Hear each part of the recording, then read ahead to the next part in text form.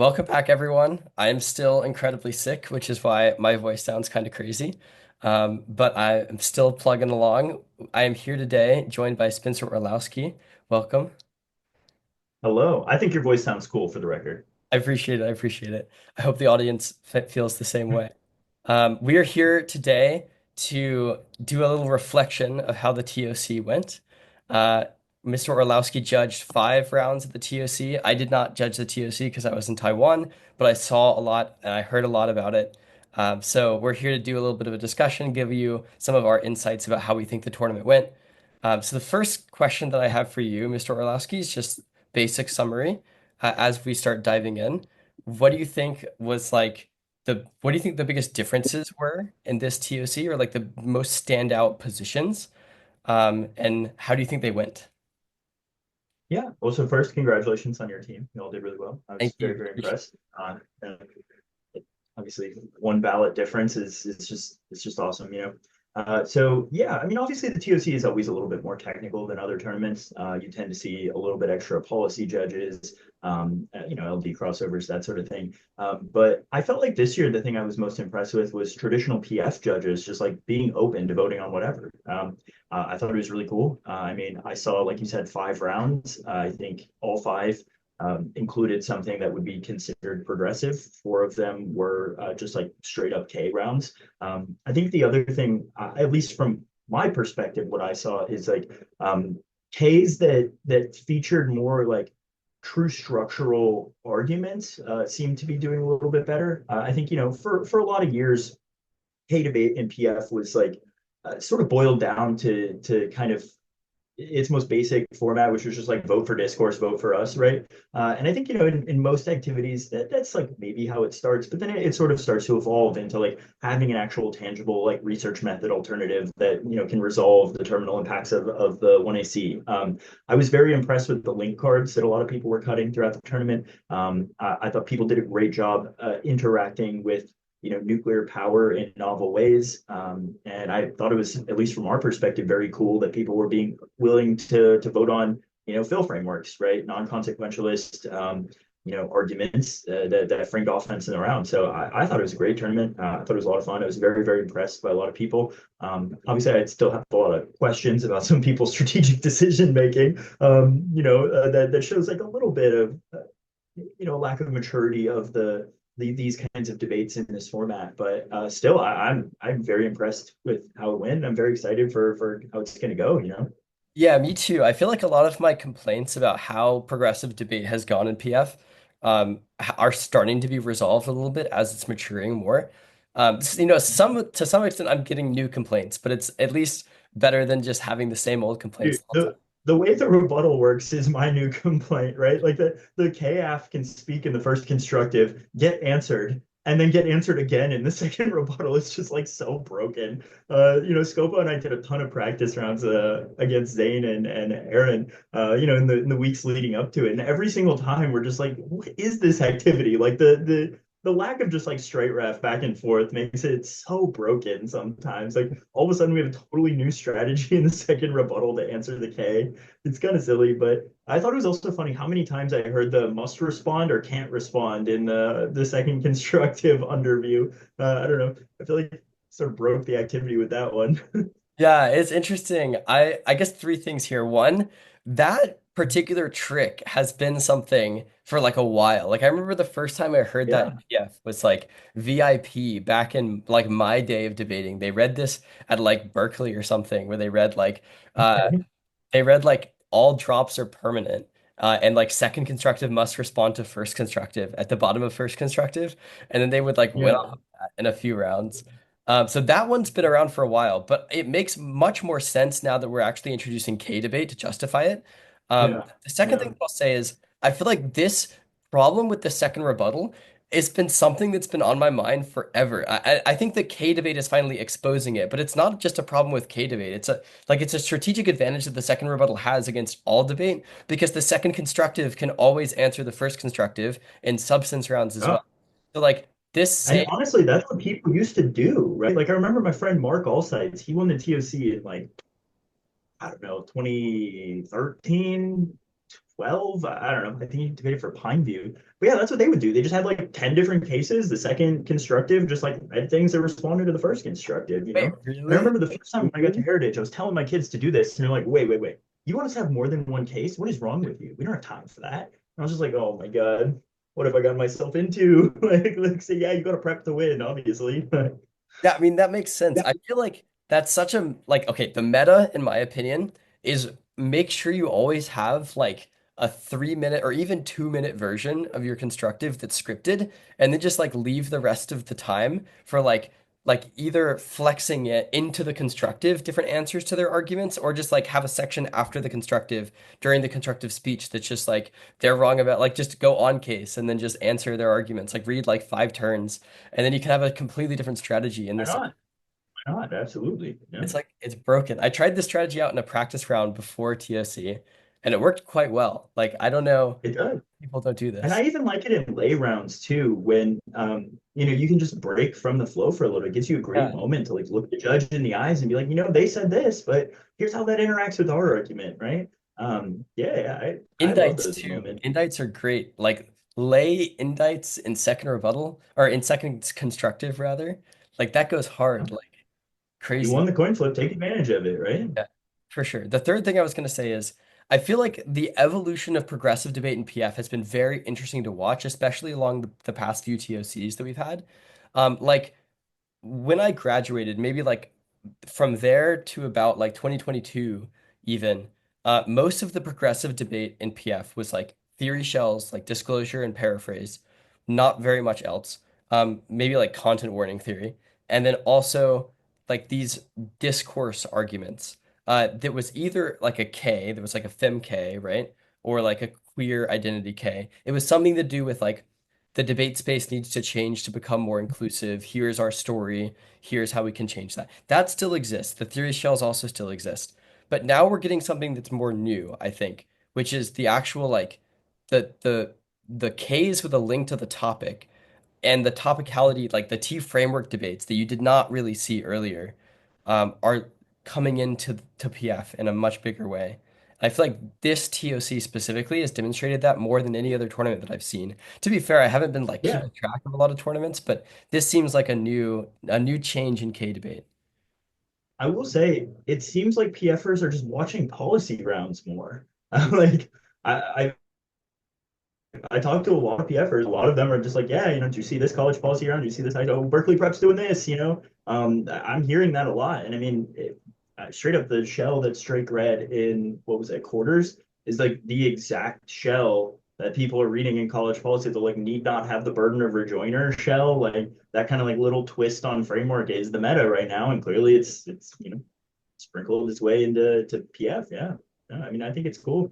Yeah, I think this is one of those things that's like for better and for worse. Like certainly for better is obvious, right? Like the type of critical debate that we're doing in PF is become much more refined and much more matured very quickly because we're kind of leapfrogging by mimicking some of the high level things that are happening in policy. For worse as well, though, because I think that this needs to be refined a little bit more when we come to bringing it in and importing it to PF specific norms because sometimes there's a little bit of a like ignoring some of the structures of PF and applying things that might not all fit. Like I don't know, most of it fits, but it doesn't all fit completely unless you shave off some of the corners. Right. So, I mean, we talked about this, I think, for like 12 hours one day when I Yeah. first met you, right? Obviously, I think this literature is like just so important for kids to interact with. No matter what you do, like becoming a more empathetic, aware person is just like a net good, right? And so I do always kind of like try to view the structural or strategic reasons to do this as kind of like a secondary concern, right? Like to me, it is very interesting for people, or not interesting, it's important, right? For students to like reckon with some of these ideas, even if they end up disagreeing, right? I think being aware of other people's positions is just like so important. But yeah, dude, these speeches are way too short for some of this. Like I end up thinking all the time, like, I feel like I'm having to refer to an argument from the summary because clearly 2 minutes is not enough time to resolve a link debate, an alt debate, a theory like objection. I mean, I have to say the most common comment Scope and I gave, especially Zane leading up to the tournament was just, dude, it's 2 minutes. Pick something, right? Like you got one argument in 2 minutes.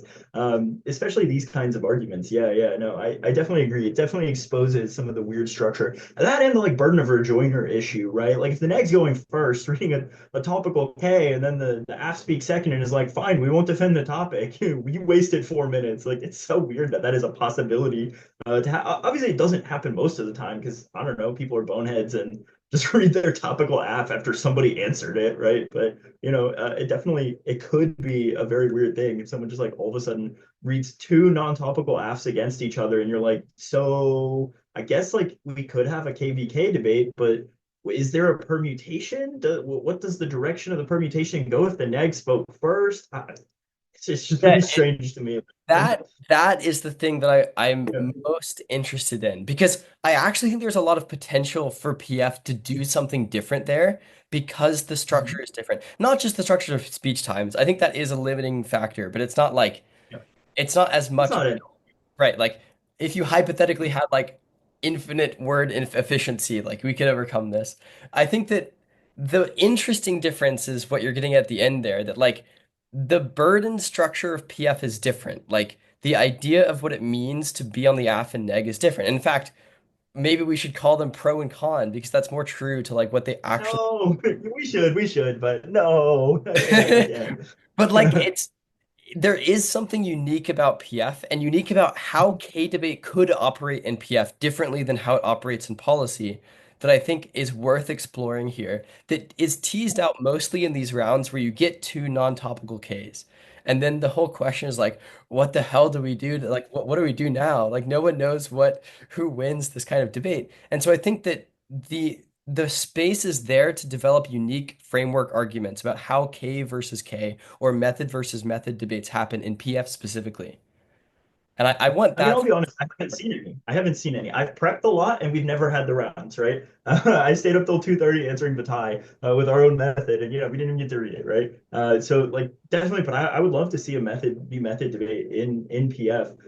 To me, I think the way I've always ended up approaching it is just doing whole res Ks without an alternative, and then just using that literature as a reason the topic is true or false, right? Like obviously then we lose the strategic layer of having the alternative solves the case, right?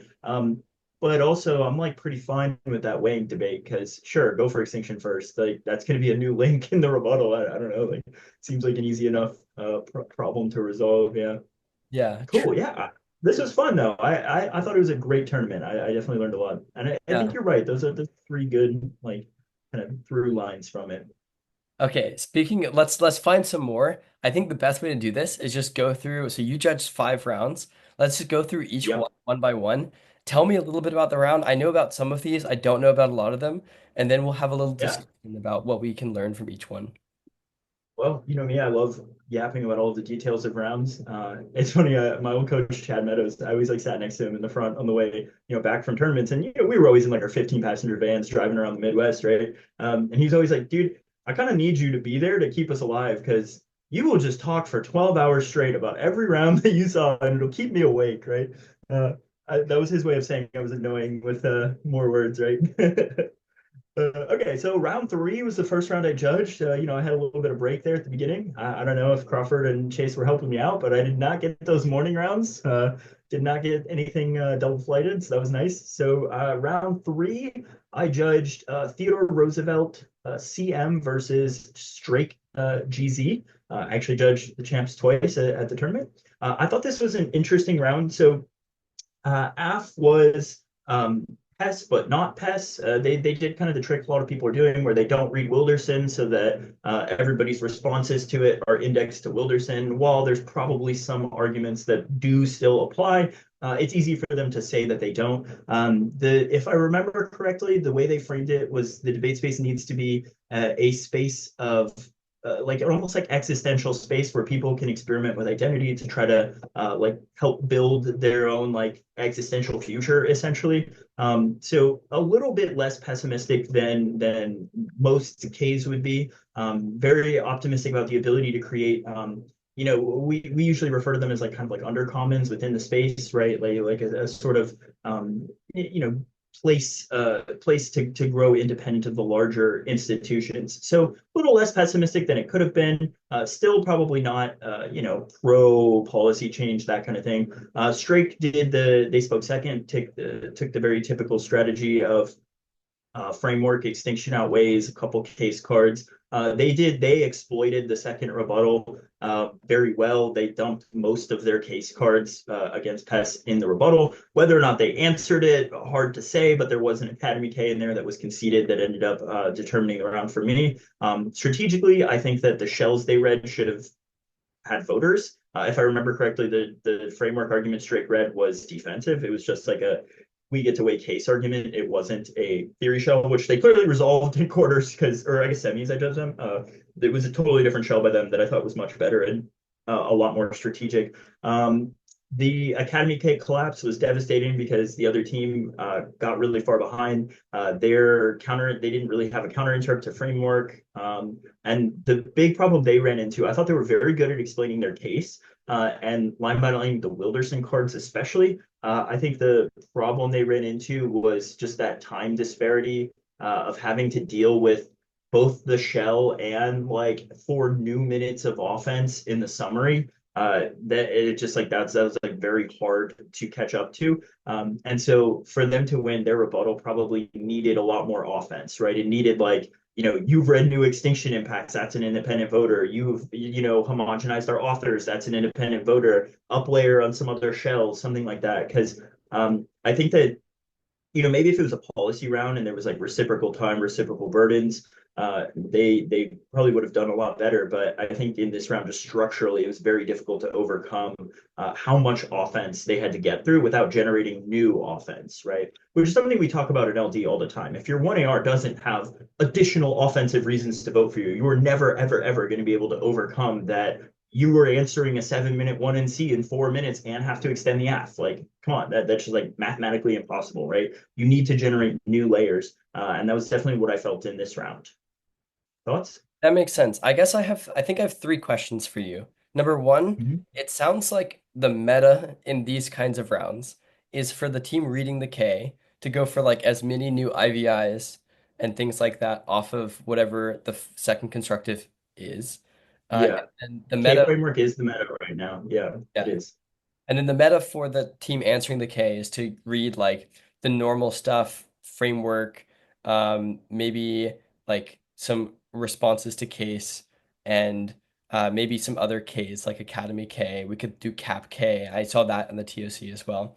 And then like maybe dump as many new answers to the K itself in the second rebuttal so that you spread them thin Yeah. as much as possible. Yeah. And I mean, like I think that is very difficult to deal with, especially if your T and your K are efficient. Yeah, I think that is very, very, very difficult to deal with. that makes sense. Um, Um, yeah. my second question. Structure. Yeah, my second question for you there is, I guess especially for some of the viewers, can you explain to us a little bit what is the Academy K? Why is it a good way to handle these kinds of arguments? Good way is definitely a stretch. It is. It's not a bad argument, right? So the Academy K just says that the debate space will manipulate your arguments to further its own ends, right? It posits that academic spaces are just have undergone corporate capture, that the entire university apparatus is just designed to make money. There are different versions of this. A sec call type approach would say the academy exists, to maintain occupation on stolen land and kind of like justify its continued existence. Pest would say something very similar with a bit of a different thesis claim, right? But the one that people typically read is a kind of cap version. That's just like your work gets commodified. It'll typically give non-debate examples, things like Colin Kaepernick getting co-opted by Nike, like his protests getting co-opted. Another example people read a lot is like Amazon selling critical literature right next to other stuff that is probably like anti critical literature, right? So maybe some like fascist literature. And so the benefits to this is it gives you it usually makes a defensive argument against the case that there is any risk that your literature would spread out into an actual movement, right? And then it makes the offensive argument that it helps strengthen the larger regimes of power by giving them some kind of legitimacy, right? Now, how far you take that depends, right? Some people will, for example, if we're debating Afro-pessimism and they're making claims about the debate space being constitutively anti-Black, right? Then we can make the offensive argument that the debate space gets to make itself look not anti-Black, which makes it more seductive to bring more people into a space you are saying is like constitutively problematic, right? And so there are definitely ways to make it an offensive argument. I'll say judges are very hit or miss on the Academy K. Like we have had it fully conceded sheet of paper and not it's still not won on it because people are just like that's not unique. I don't know. They're doing something like go away, right? And then some judges will vote on it as just like an analytic case turn, right? So it's definitely hard to say how judges like reckon with this argument. The best way to deal with these arguments is just like dude, what? This is a debate space. Like, I don't understand how like Colin Kaepernick, a like multi-million-dollar football player, and like his shoes being made by sweatshop labor has anything to do with like us encouraging young students who look like us, right, to kind of like join the debate space, right? And the best way to deal with it is just make sure that you have like a tangible survival strategy argument in your critique, something about why the skills you gain are uniquely useful for like you either interacting with the debate space or taking those skills out in the world so that you don't need to win some like larger change argument, right? And this is a very important thing with Ks is you want to minimize the burden of things you have to do, right? Because yeah, obviously, if the burden is I need to solve racism 100%, yeah, you're going to lose most rounds on defense probably, right? But if your burden is just like I should be able to talk about my lived experience in a debate round, GG, right? Like, yeah, that's going to be a lot easier to deal with like things like the Academy K. Yeah. Yeah, I my intuition when you're explaining this argument is that this is not the best strategy against the K because it seems very intuitive that the K could just be like the debate space is a unique space that is not the same as just like the entire capitalist system, even if it's embedded within it, and that we don't need to solve like all problems in the debate space. Your argument says that like you should never protest because it will be stifled. That's a ridiculous Yeah, argument. right. Clearly, it is possible to make changes, even in the micro levels that even in creating these micro bubbles, these micro spaces like the undercommons within the broader debate space. That's possible to do without it entirely being commodified. Even if there's a possibility that it entirely gets commodified, seems like there's risk that it doesn't, which only exists if you support the K. Dude, and a lot of people will vote on that as a completely new 2AR, like because it's just so Oh. intuitive, right? Yeah.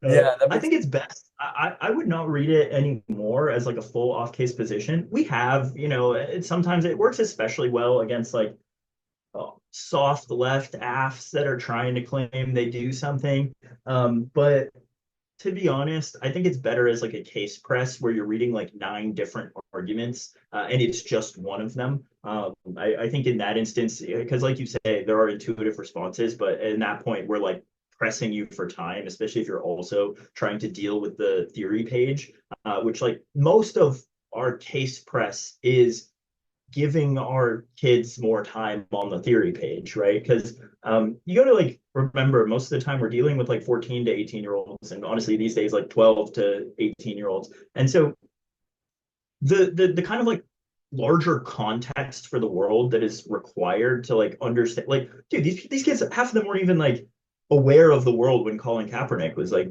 doing this stuff, right? And so uh most of the time, a lot of the case stuff, like trying to get our kids to understand it quickly, while also, trying to understand an entire topic and every block on it is very hard. But like as long as they're competent at theory, the rest of the stuff is really just to give them more time to get to that theory page. That makes sense. It also seems like a useful strategy if you implicate it differently. Like, I think the Academy K, unless it's completely mishandled, like the round that you judged, seems like it is more effective at being integrated into other strategies rather than being its own standalone ballot. For example, like maybe the Cap K doesn't entirely annihilate the K, but it does make it does function as like weighing between the K and the AF if you also have a framework argument that says let us weigh the AF. Like this is an additional reason that the K's like impacts are likely to be much smaller, or their scope of solvency is likely to be much smaller than whatever you get on your side. Seems Yeah, useful. and sometimes people will read the Academy K arguments as standards on their T framework shell. Yeah, or as link cards on their Cap K. Like both kind of work, right? Especially so, I think that it works really well with the Cap K if your alternative is some sort of like materialist strategy outside of debate, some sort of like larger movement, because then it allows you to like position the academic space as the problem. I think largely that's a double turn because the K is still being read in the academic space, right? But you know, it's at least an argument you can make. Yeah. Ready for the next round, or you have more thoughts, questions? Let's do the next round. Next round. Okay, so this was probably the most traditional of the rounds I saw. This was Lincoln East AG versus Blake CK. This was a good round. I think this round also kind of highlights the structural deficiencies of the time. This was like very substantive. I think it was like three or four contentions on both sides, just a bunch of like military stuff. I think so. Blake was AF, if I recall. Their AF, the only contention that ended up mattering really was something about how if we reduce oil dependence, that means we would draw our forces from the Middle East, which prevents a nuclear first strike. I'm kind of unclear if that strike was in the direction of us towards Iran or Iran towards us. I kind of think it was Iran towards us because they're like afraid of Trump's new stealth bombers or something like that. Strange because I don't think Iran has nukes. But and the NEG went for a couple arguments. They ended up going for their AGI scenario. That's just like nuke power means we need to will be able to train AI. AI turns into AGI. AGI goes rogue. Infinite torture, S risks kind of stuff. And then there was also a question of, I think it was like some kind of like floating reactors that maybe make China mad because of research or something like that. I feel like was the scenario. And then AF went for like a ballistic missile defense turn on it that was like China perceives maybe, and so they first strike. It was something like that, right? It was a lot. It was a lot. The problem in that round was everyone went for like everything in the final focuses and just like said the word perception a ton, said the word time frame a ton. And so at the end of the debate, I'm pretty sure I was left with four lines of argumentation because there was a straight turn on the withdraw scenario that was like the backstopping stuff, the like when we move away from oil, Saudi Arabia freaks out because they lose their money, right? And so neither team waived their turn on that argument. They just like both extended their scenarios. So one was like withdraw good because Iran doesn't first strike. The other one was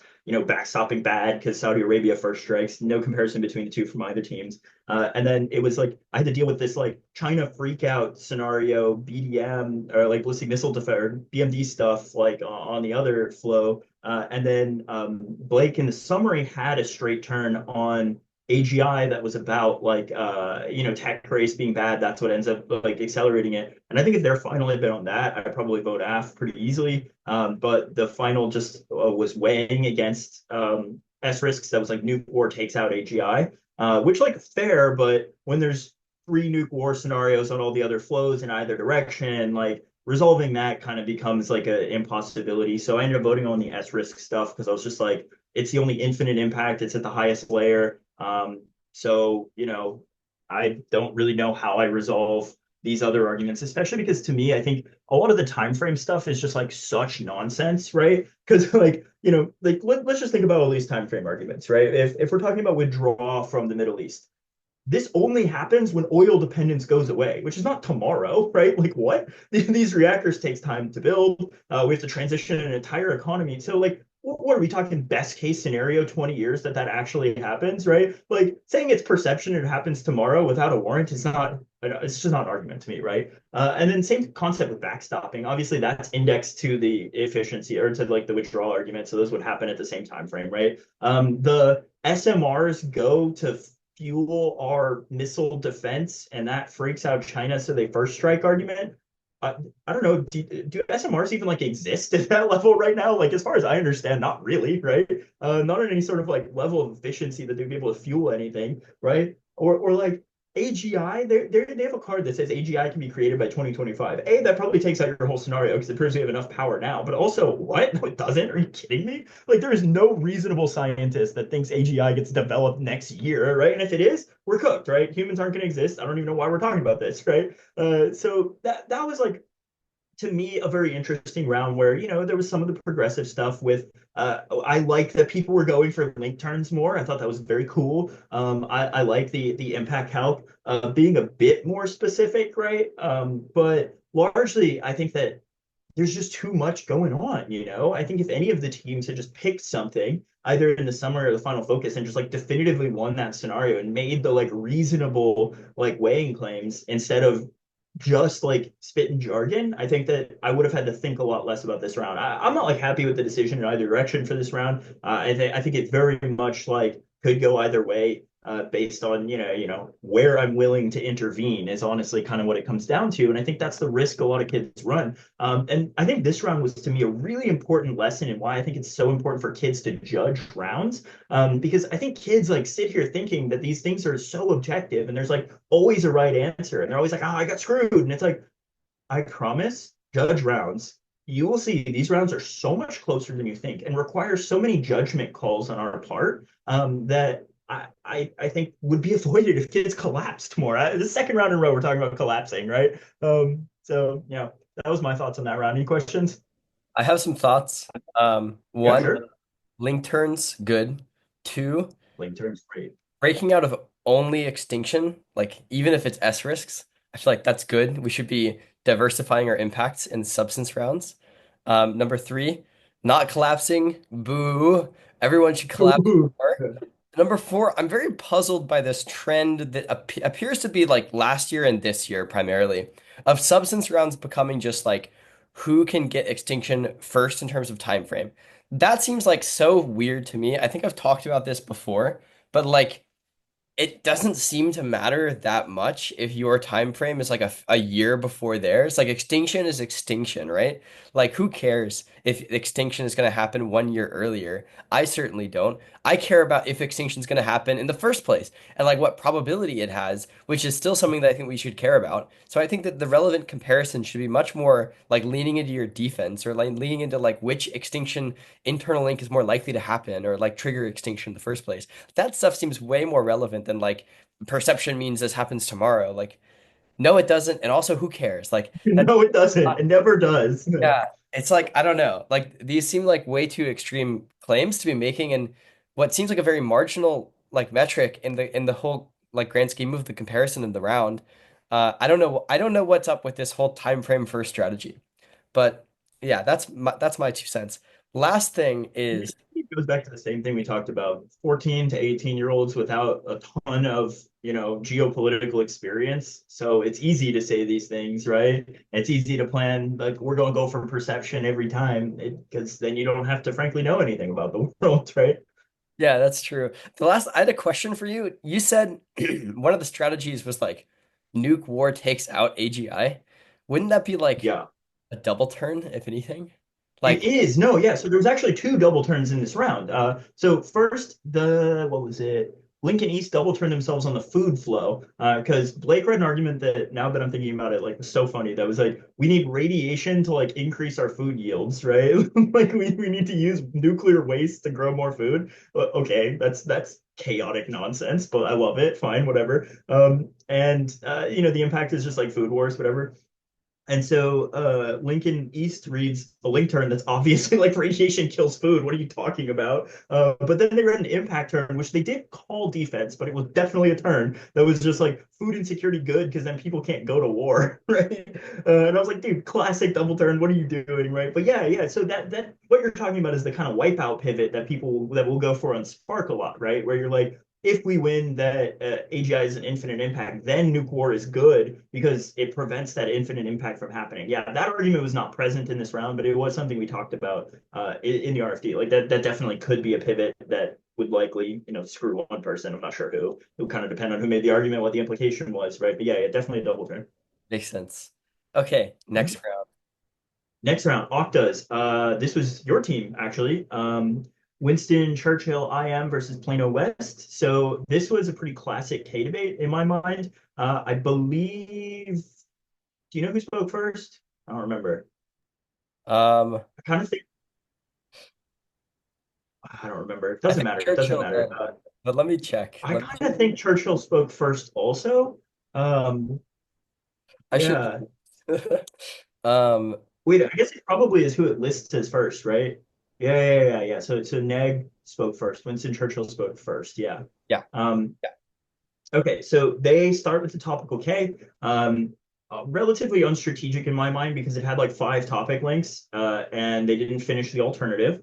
No framing as far as I was concerned. I mean, maybe they like said the word framework, but there was not like a clear, explicit role of the ballot was weighing on it. And then your team just read three contentions. Also, not the most strategic thing in the world, but I thought they did a great job on the contentions. The good thing about their contentions was they operated as a lot of internal link turns to the K that ended up being very relevant later in the debate. Um, Winston Churchill's rebuttal was kind of just a lot of like reading their extensions of the K against your cases. And they did a good job essentially making the link arguments right. So, for example, you all read like, we need nuke power to like fuel the Navy. And then their link argument is like nuke power gets, subverted to imperial ends, right? So yeah, they did a good job of like pointing out that's a link argument. Great, that was good. But I thought your team did a very good job like impact turning those arguments. They're like, yeah, sure, you have pointed out that we're using this for imperial ends, and we have won. That's a good thing, right?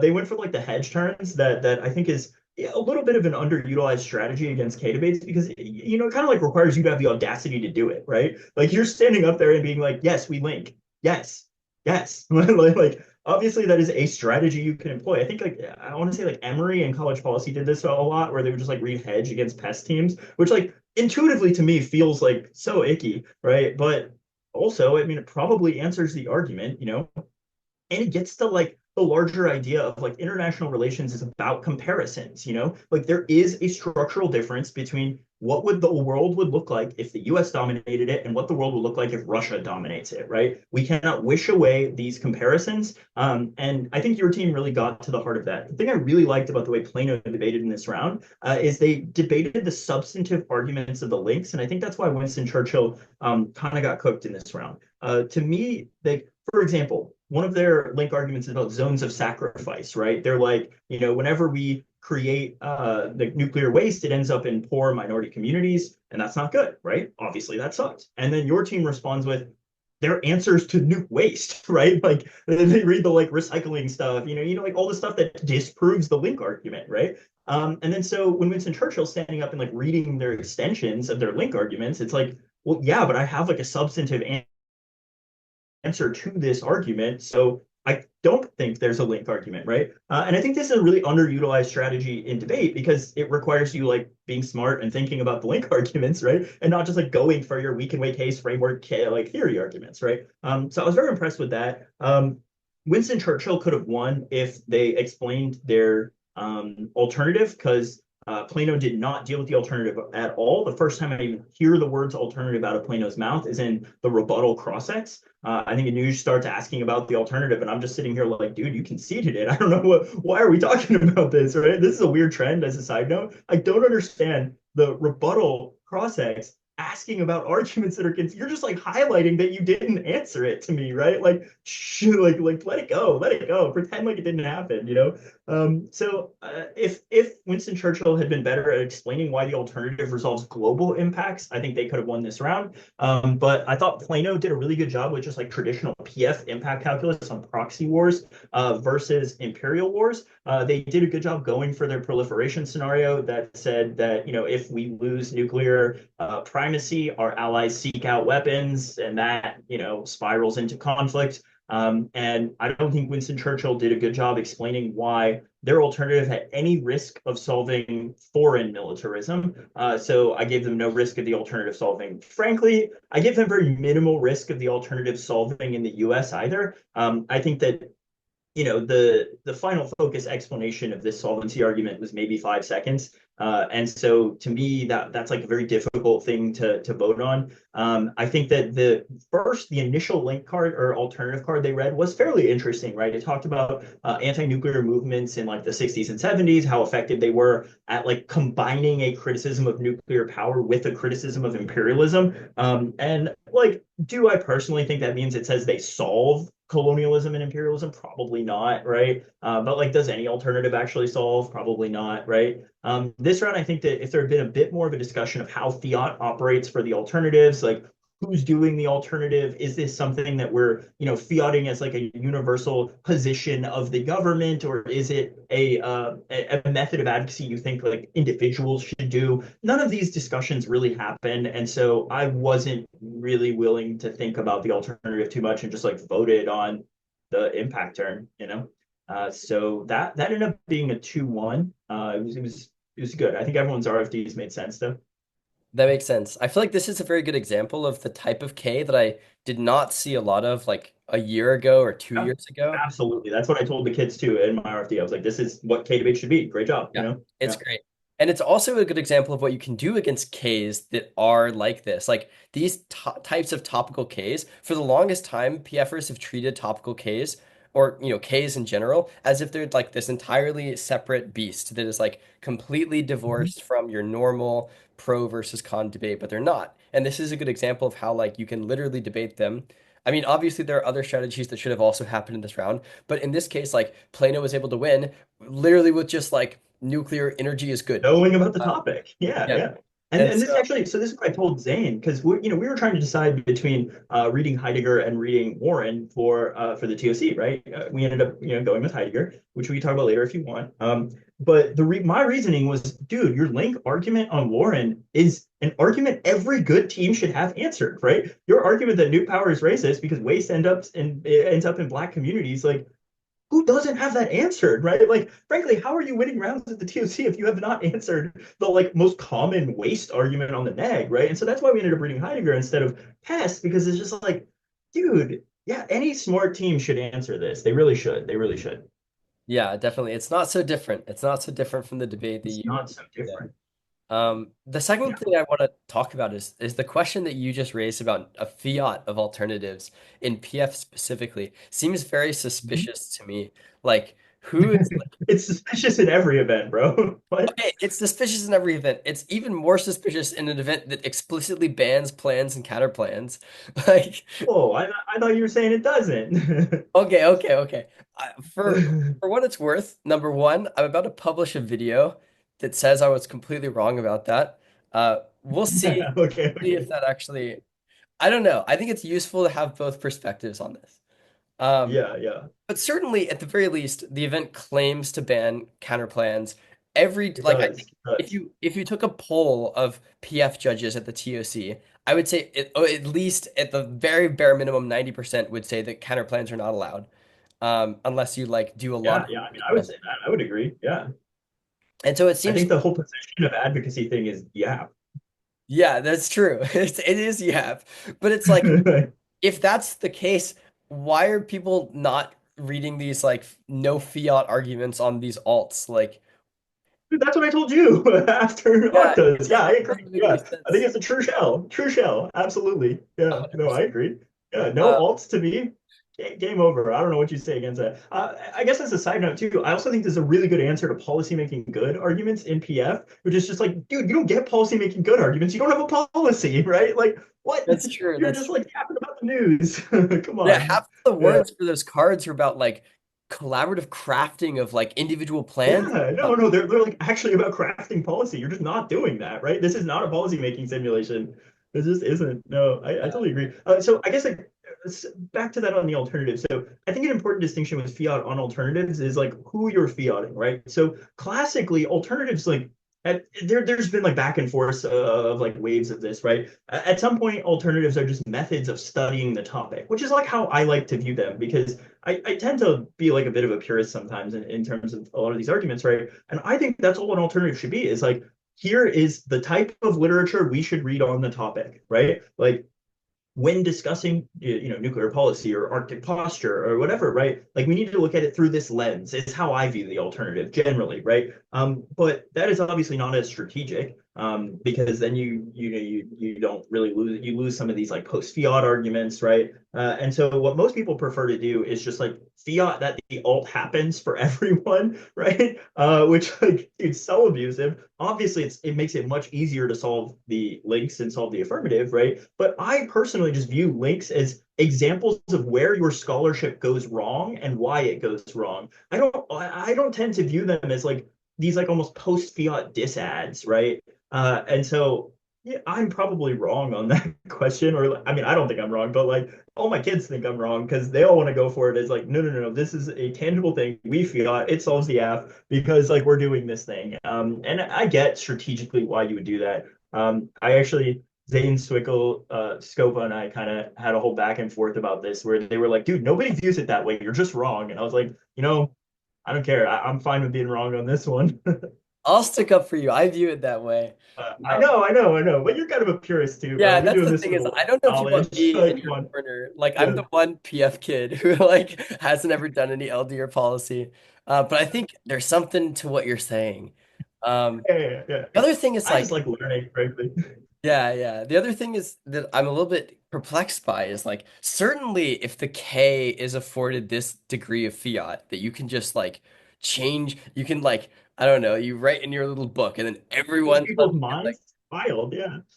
why does the other team not also get that fiat? Like, can you not just say So like, somebody went for that argument against us. They went for we get reciprocal fiat means we can solve the internal links of the AF. And I'm like, yeah, facts, bro. Yeah, yeah. We solve 100%, militarism. Sure. right? We solve why China would want to attack the US, I guess. Okay. Yeah, sure. Yeah. This Yeah, is so this is the object fiat shell that we read a lot. I think I sent it in the last time we did this video to anyone who like submitted that form, which thank you all for that. That was great. I don't know why I'm thanking you, but like, yeah, the idea of like if you're fiating the object of your advocacy, which is like you're fiating the end state instead of the way we get there, right? Like I think a good example is like give back the land alternatives on set call, right? So wait. We're fiating that everyone just stops being racist and is just like, okay, yeah, yeah, sure, have your land back. What like how is that useful for anybody trying to like build a movement towards that goal? Because like it's just like so unrealistic that we're just gonna assume that everybody gives up, right? And so to me, like the heart of education is learning how to get there, like the steps that get you to persuading somebody, that they're living in a way that is like anti-indigenous or things like that. And so yeah, I think object fiat is such a good shell because both the fairness and education like warrants are just like frankly true, right? Like you obviously don't learn much. And dude, that's so unfair that you're just like fiating the terminal impact. Like, come on, come on. Yeah, so I tend to agree. I'll say one funny thing about this, and then I have an interesting take I just came up with. The funny thing about this, this is just an example of this kind of reciprocal fiat bullshit that we're talking about. So Plano and I were prepping against Nueva because we knew that we were going to hit them in quarters, and we knew that they were going to run this Bataille argument on the AF. We ended up there was a whole other story about we ended up actually being AF, and so that they didn't run this argument. They kind of read the version on the neg that they had prepped instead. But on the app, they're like alternative, I guess if you can call it that. Their thing that they're fiating is like an explosion of all the nuclear resources so that we like expend Sure, them unendingly without any production coming up from that. And sure, sure. one of the things in the prep out was just like, okay, reciprocal fiat, we get this same degree of fiat. We're just going to take all of the nuclear energy, put it on a spaceship, launch it into deep space and blow it up like a firework. That's like definitionally a negation of nuclear energy. And so it's only our Yeah. and it solves all of your stuff better because we don't have to like we don't there's a lot of disadvantages of your thing, your alternative, I suppose, that we escape. And this is one thing I think people should do more is like don't just let them get this fiat without taking some of it for yourself. Like first of all, fight against their ability to have this fiat, but if they win that battle, you should get something from it as well. Like you should make this a You should. double Yeah. fight. Um I agree. No, I like that. And I like the pick we talked about, like fusion pick, where you're like, no, you're just creating new suns. yeah, Come yeah, on, yeah, get out of yeah. here. Yeah, I like that one. That was fun. Yeah. There's another one that was like, do the alternative without the word invest because invest means Yeah, you told me that one. I like that one. Yeah, yeah, that's a good argument. okay. So the What other was the thing, definition you had of invest? there was a definition that said that like the teleological end of investment is definitionally for profit or like for production. Okay, yeah, So yeah, yeah, obviously yeah. like antithetical to Bataille. You Um, find that on Investopedia? no, no, no. This was like international treaty law or I don't know. It's something like that. Oh, okay, okay. And to be fair, maybe Fun. they would have said that this is like specific to state action and we're not fiating the state, something like that. Um, but the thing that I just came up with that's interesting.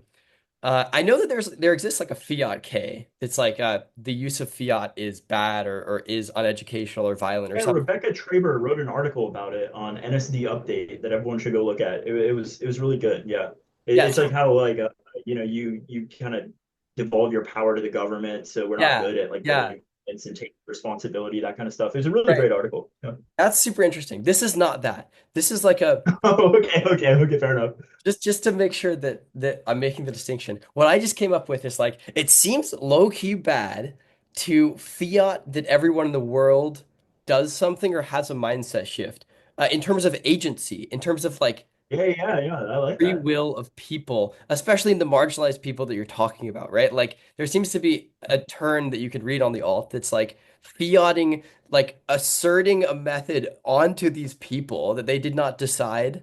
Like that seems violent, no? Like you're feeling that literally Yeah. 100% of the people do this and they you like recode their brains in the way that you think is correct, but not the way that they think is correct.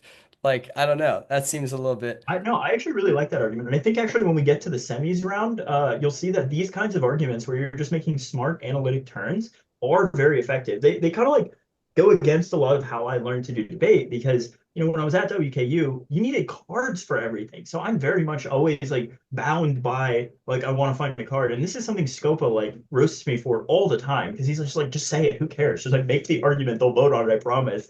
And I was like, no, I need a card, bro. Like yeah, no, I totally agree. I love that turn. I think that's a great idea. Yeah, anytime everybody on your channel should make that argument anytime someone engages in fiat. Like that agency DA is just a good argument, right? go. Frankly, you should write it up and put it in the description. Why not? Yeah, yeah, I'll do that. I'll do that soon. And Um, they can cut it as a car. true. I'll pick like a Medium article or Substack. Go cut that. Dude, why can't you cite a YouTube comment? That seems Oh, true. Yeah, reasonable. Or it's public. YouTube It's public. description. Yeah, it's public. Exactly. It's published. I don't know. Why not? Okay. Anything else on this round? No, no. Yeah, the next two rounds were a lot more similar. So we'll probably get through them a bit quicker, I would Okay, say. sure. Let's talk. So quarters. This was Iowa City West versus Del Barton. I thought both of these teams were really good. I've judged Del Barton in the past in substantive rounds, and I think they're up there with like your Plano kids, just in terms of like some of the better substantive teams I've seen in the activity in the past couple of years. Very, very impressed by them in the rounds I saw them. The Iowa City team is very good. They're a pretty solid K team. They lean a little bit more towards the tricks side of K teams, which I think can be very effective. It's very hard to deal with. So this round was both a PES and a futurism round. So they read both Wilderson and Warren and this like kind of sci-fi Afrofuturism counterplan that was like essentially like ship black people. I think it was to Mars to highlight how they're treated like commodities terrestrially, and they can meet aliens who are the first time they'll get to meet people like them because the black people are treated as aliens within civil society. There was like an interesting kind of solvency argument about how the root cause of conflict on Earth is racism, so that resolves it. So they were going for like we solve the terminal impact of the neg scenarios. Yeah, it was interesting. Del Barton read a theory shell, I want to say, and the problem was they answered the argument like it was just something else. They just like did they the second speaker made some smart arguments. Don't get me wrong. He reminds me of the Plano kid. We're just like generating good smart arguments against it, but just like structurally speaking, I thought something Iowa City did that I think that every K team should do. Frankly, was first question in CrossX. Can you out tech racism, right? And the other team is just like, huh? What are you talking about? And they're like, can racists win debates, right? And everyone is just like, no, obviously not. And so they're like, okay, great. K framework's the highest layer. You've conceded this from the start. Like racists cannot win debates. Like there's no level of technical proficiency that gets you out of that question, right? Like obviously the answer to that question should be racists shouldn't win debates, but that is not adjudicated by the judge. That is a tab room question, right? Like you have to go for these like technical litigation arguments, the tab room solve stuff, right? There are ways around like saying like obviously racists shouldn't win debates, but that doesn't mean that like we can't answer your arguments, right? But I think that given the lack of the meta around these things, these teams weren't even like Strike wasn't like really prepared for those kinds of arguments in cross X, right? And then Iowa City ended up winning this round pretty conclusively because they read a topic link in the first speech, like to Pest, that was just like, nuclear power is racist. It treats, people like slaves. And that was conceded in four speeches. And they conceded the you link, you lose, racist can't win debates argument in the first cross X.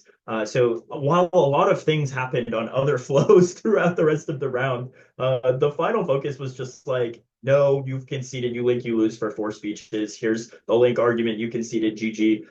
I think Del Barton and Strake actually made offensive arguments on this counter plan because, like, obviously, right? Like, come on, there's clearly offensive arguments against this counter plan. I think this is one you would have had a field day on, right?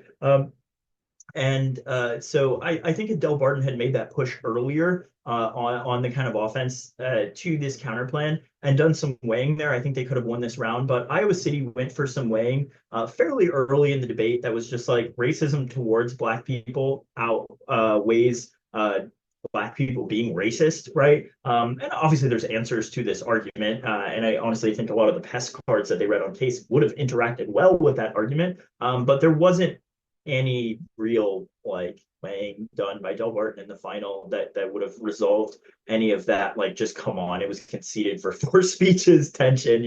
I did not overthink this decision, nor do I think any of the other judges. It was a 3-0 and everybody voted on the same thing. So That makes sense. Yeah, this like alt, I guess it's an alt counterplan thing. yeah, we should talk about it more in the context of the next round because there Okay. was a lot more pressure on this in the next round, right? The next round I view very much as part two of this round, right? Okay, maybe let's Um, combine them in the discussion then. Yeah, yeah, yeah. Okay, so the semis round I thought was a much better round. Very, very interesting. Good debate. I very much enjoyed this round.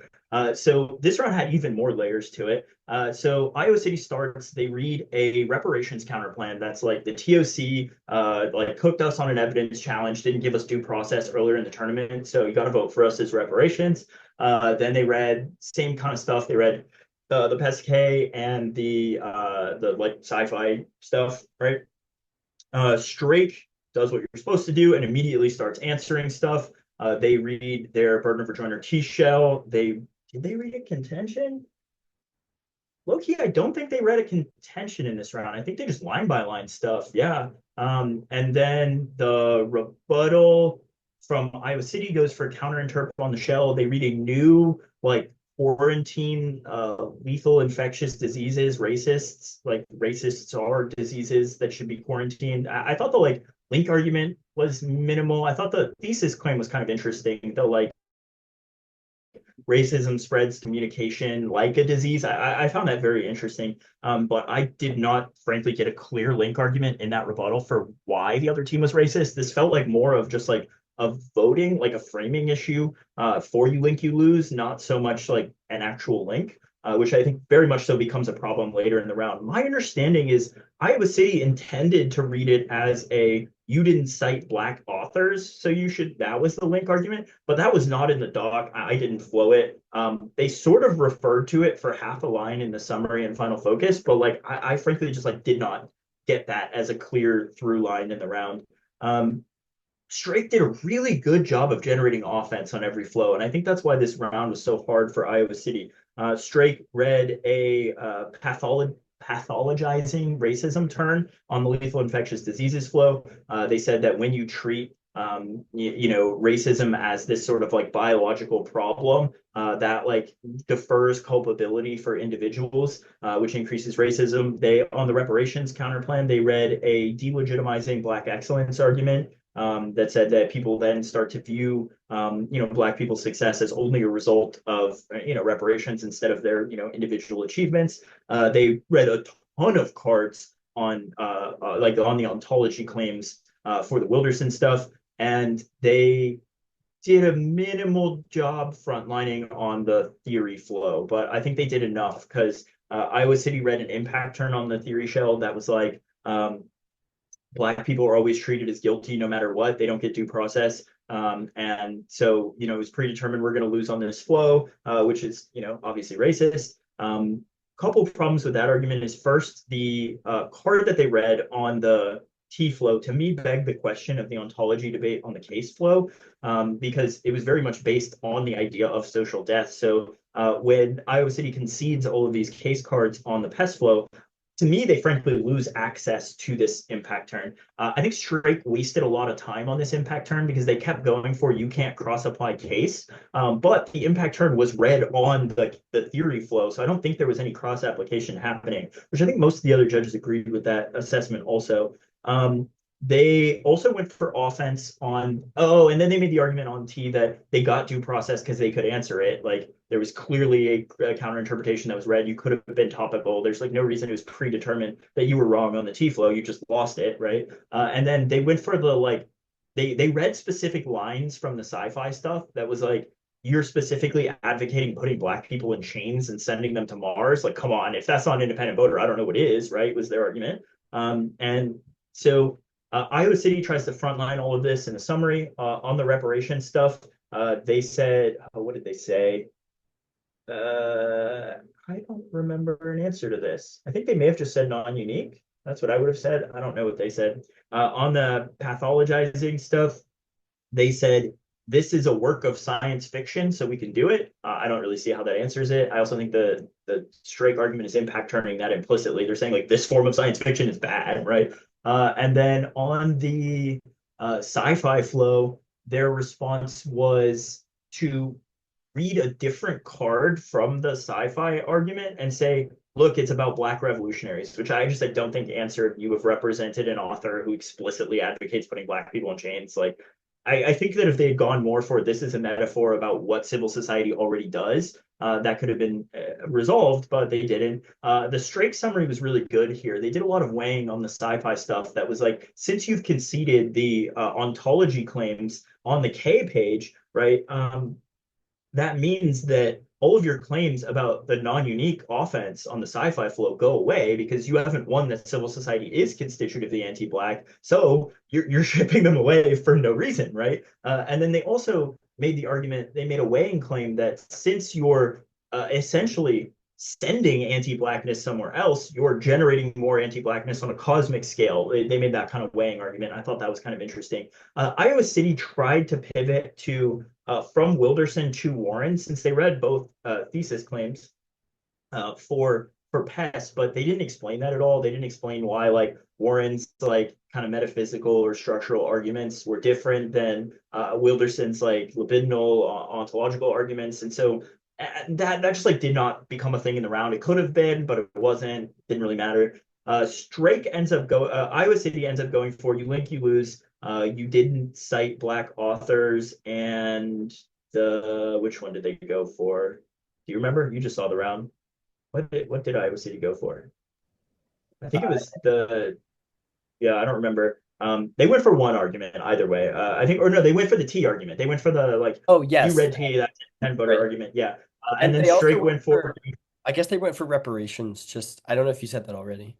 Just like yeah, lightly, yeah, they did. And then Strike just went for the three offensive arguments that I just talked about, the offense on reparations, the offense on the counter plan, and then the offense on the lethal infectious diseases stuff. I thought the way they explained the lethal infectious diseases stuff was very compelling in terms of like I don't remember the exact example they gave, but it was something like a Nick Cruz style example where you're like, he was able to defer culpability by, talking about like his mom's alcoholism and like fetal alcohol syndrome as like a reason why, Stoneman Douglas happened, right? I don't think that was the example, but it was an example like that, right? Like, and I thought they did a great job with like those tangible examples. I frankly decided this round halfway through the second final focus. I think that the weighing arguments could have been there for Iowa City, like the same weighing arguments we talked about in the last round, where it's like racism towards Black people is different than racism like from Black people. Those arguments I do not think were really in the round. I think the T argument begs the question of the case debate, which I think Iowa City has definitively lost. And I don't, just like as a human, understand why people didn't have due process on the T flow. I mean, I think, yeah, answering it is clearly a possibility. Being topical is clearly a possibility. And so, yeah, I pretty comfortably voted for Strake in this round. I really liked the strategy of just like conceding the you link, you lose framework and going for offense under it. This is something I've been like trying to get my debaters to do for years. And while there's a lot of reasons I don't like this pivot towards you link, you lose, I do like that it opens the door for the 1AR. NLD rounds to be a 1AR, but like going for offensive reasons why something in the strategy was problematic. For example, a lot of times people will read like a process counterplan and set call together. And I'm just like, what? You've read a link card to a counterplan you're reading? What is going on here? Right. And so I like that how we've kind of opened the door to those like smart analytic arguments being offense. Yeah. This is a good round. I enjoyed That it. makes sense. That makes sense. One thing I noticed is in both of the rounds, like Del Barton and Strake both went for some kind of turn on the K. And in both of the rounds, Iowa City Rest, they read this argument that like racism against black people outweighs. I'm Yeah. wondering like what do you think made the difference between Strake winning those turns versus Del Barton not? I think that in both rounds, this argument was very, very minimally explained. I think in both rounds it was very shallow, and I think that the problem was in the Del Barton round, the offense that they went for was frontlined, and the offense that Iowa City went for was not answered in four speeches straight, right? And so I don't think in either round I really viewed that argument as the filter by which I adjudicated it. I just think in the quarters round, I had a very clear link argument in one direction and a very mitigated link argument in the other direction. And then in the strike round, I felt the exact opposite, where I felt like there was a lot of mitigation on the argument Iowa City went for and very minimal mitigation on the argument Strake went for.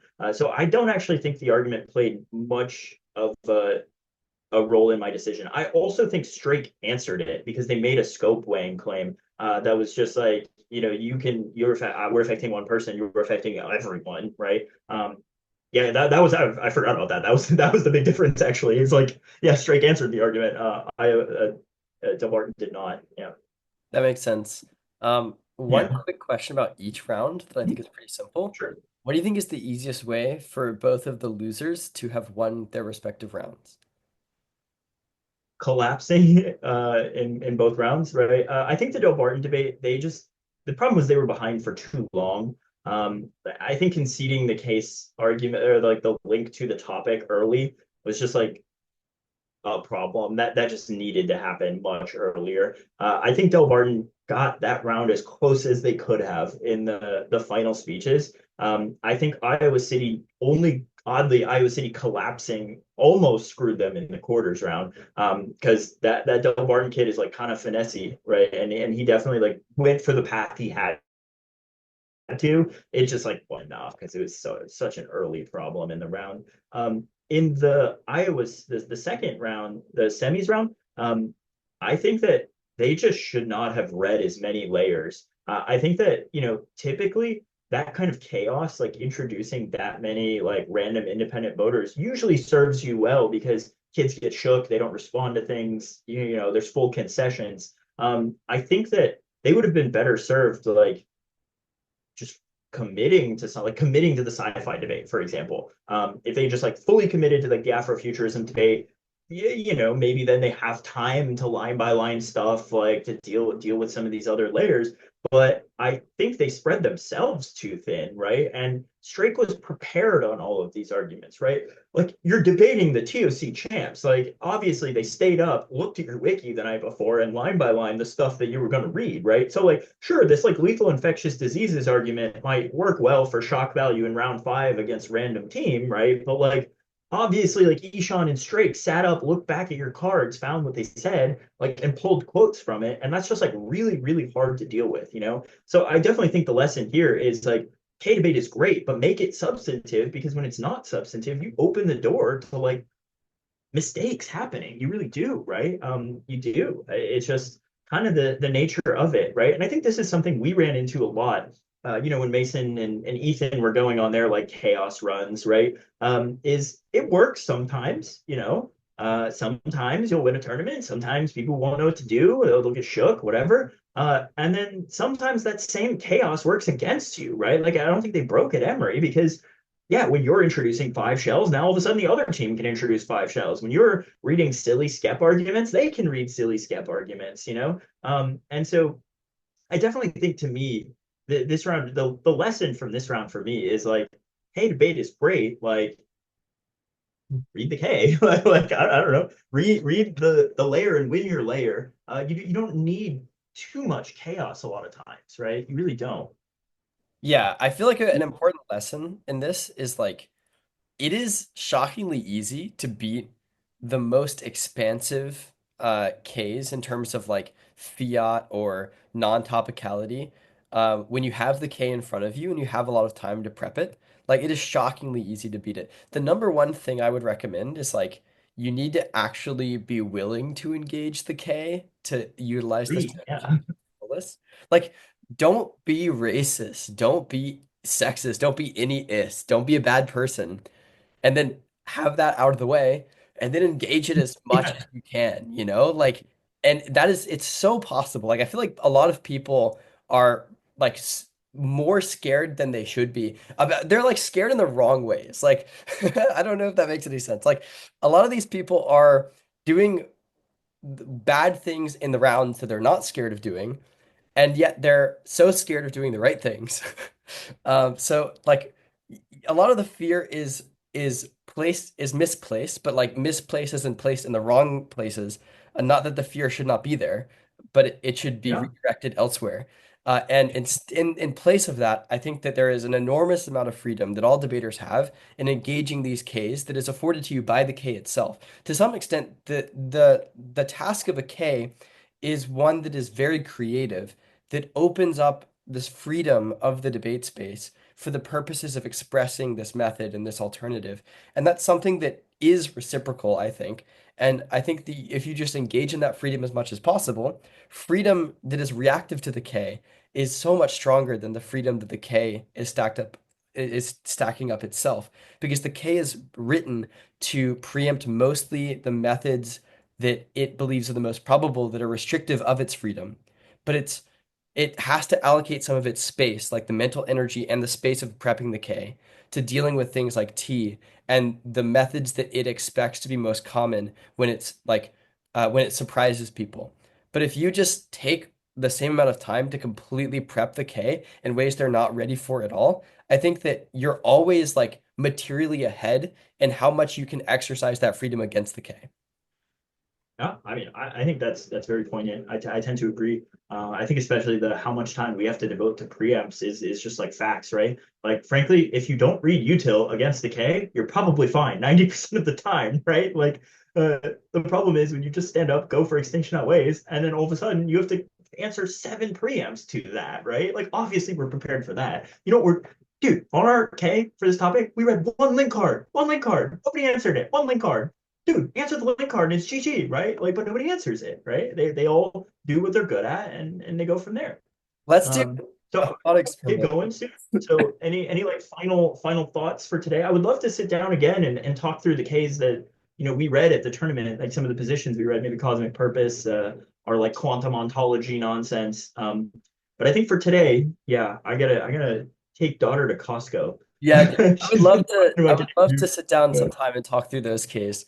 Um, Yeah, that would be for now, I think that's all of the thoughts that I have.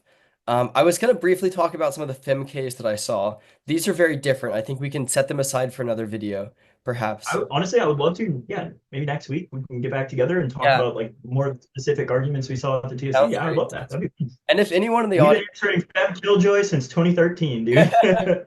and I was going to say, if anyone in the audience saw any other interesting arguments of substance or progressive K theory, whatever, at the TOC, and you want to ask us about it, like go down to the YouTube comments, reach out. and we will discuss those things next time as well. Um, Yeah, absolutely. I'm always down to answer questions. I love chatting with yeah, students. I think that I'm so jealous of the resources kids have these days, you know? Like, dude, when I was doing debate, we didn't have Reddits, we didn't have Discords, we didn't have none of that. I feel like such a dinosaur because I debated in what 2006 to 2010 without resources, right? And you just go to the tournament and just get cooked by Regis. You just have no idea what's going on. Like, honestly, dude, even Durham was destroying us back then, right? Y'all been doing it for like 3 decades, you know. Yeah, it's really cool now that kids can like ask coaches questions, that they can like watch stuff like this. I know every time I see you, I congratulate you on what you built here. It's really cool that there's this kind of resource for kids to get to see some of these discussions. Like I'm very impressed by your follow through on this. It is wild seeing every day you posted a video for like 2 hours. It's very cool. So you congratulations, man. Good work. I appreciate it, and it's in no small part thanks to you. So thank you again for being on the channel.